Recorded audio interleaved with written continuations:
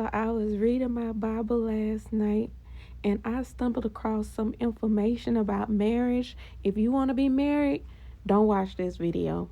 I'm just going to tell you right now.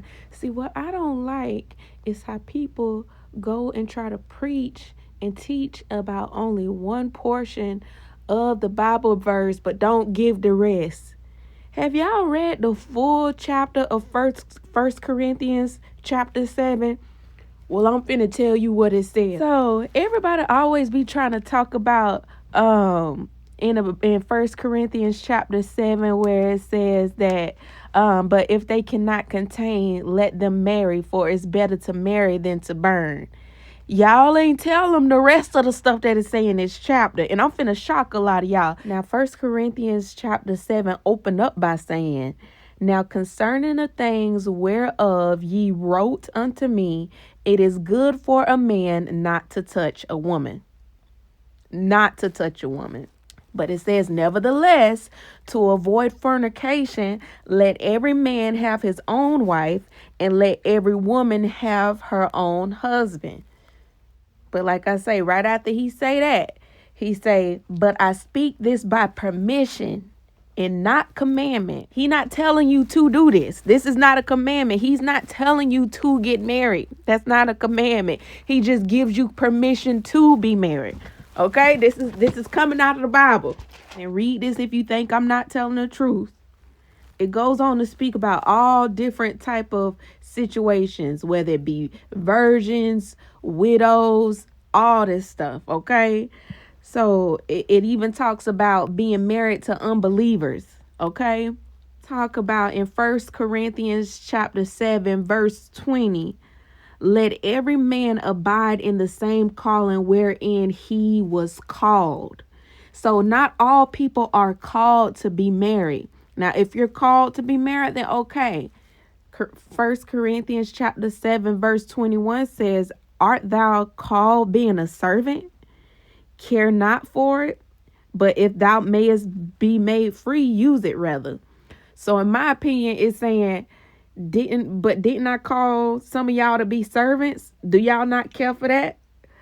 But since y'all been made to be free, use it then. Just like, because like he said, if you cannot contain yourself, it's better to marry than to burn, burn in lust and all this fornication and stuff. So he says, for he that is called in the Lord, being a servant, is the Lord's free man. Like I say, you got free will. Likewise, also he that is called being free is Christ's servants. So he's getting to a point. It says, brethren, let every man wherein he is called therein abide by God. So wherever you're called to be a servant. If you're called and you're free, you still supposed to abide by God, regardless of what you're doing, regardless, even if you can't contain yourself and you decide to get married instead of burning, y'all are still supposed to abide by God. Now I'm getting to a point. It goes on to say in First Corinthians chapter 7, verse 27, art thou bound unto a wife?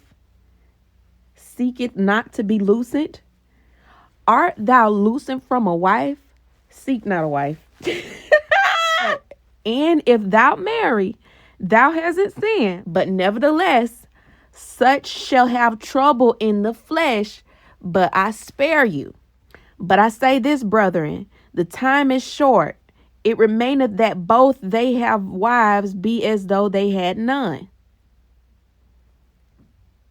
And this is the most important part. Y'all remember what I said before, but in First Corinthians chapter 7, verse 32 says, but I would have you without carefulness.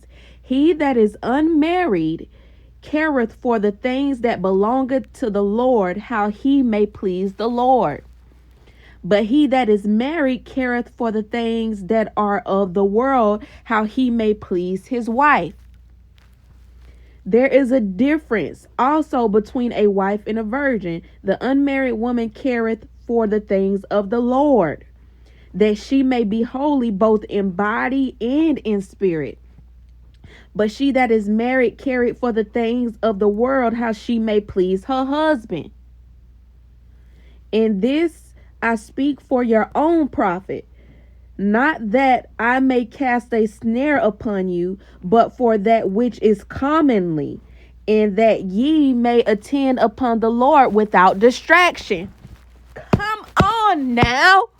So he's saying that when y'all be getting married, it's common for y'all to be paying more attention to your husband than paying attention to him. Now, you know, God is a jealous God, but he give you permission. He's saying that, you know, he will not put a snare upon you. You know, it's better to marry than to burn, but it's common that he see that when y'all become wives, y'all be paying more attention to serving and pleasing your husband than pleasing God. But if you go back to what I was saying in verse 20 through 23, it is saying that let every man wherever he's called therein abide with God. So y'all both should be abiding with God and seeking to serve God, not just your husband, not just your wife. So then he that giveth her in marriage doeth well, but he that giveth her not in marriage doeth better. In 1 Corinthians chapter 7, verse 40, but she is happier if she so abide after my judgment. And I think also that I have the Spirit of God. So let me just summarize all this. He say that he give y'all permission to marry. But if you're going to get married, the moral of this story is that you need to be marrying somebody that is uncommonly. You need to be marrying somebody that is abiding by God, whether he get married with you or not, whether she get married with you or not. Don't get married and forget about what the goal is. And the goal is ultimately to expand God's kingdom, to become one so you guys can work together as a helpmate and also a servant of the Lord. If y'all are called to do that, then that would be y'all primary goal, not to be serving each other, because it says immediately after he's give y'all permission to marry that there is no other God than one. God ain't encouraging people to get married. In fact, he's encouraging the opposite. After reading this made me feel like if you ain't called to be married, marriage is like for worst case scenario, because God see how common it is for people to lose sight of him once they do get married. Okay, that my man mess if you want to. God is a jealous God, and there's only one God. You don't idolize nobody, not even your husband, because when you start idolizing your husband, talk about my man, when your man start doing all that stuff because God allowed him to, because your vision ain't focused on God, then you're going to try to uphold your marriage and forget about God, trying to prove to all these other people that your man is who you say he was, when God is forevermore the same that he was yesterday, today, and forever.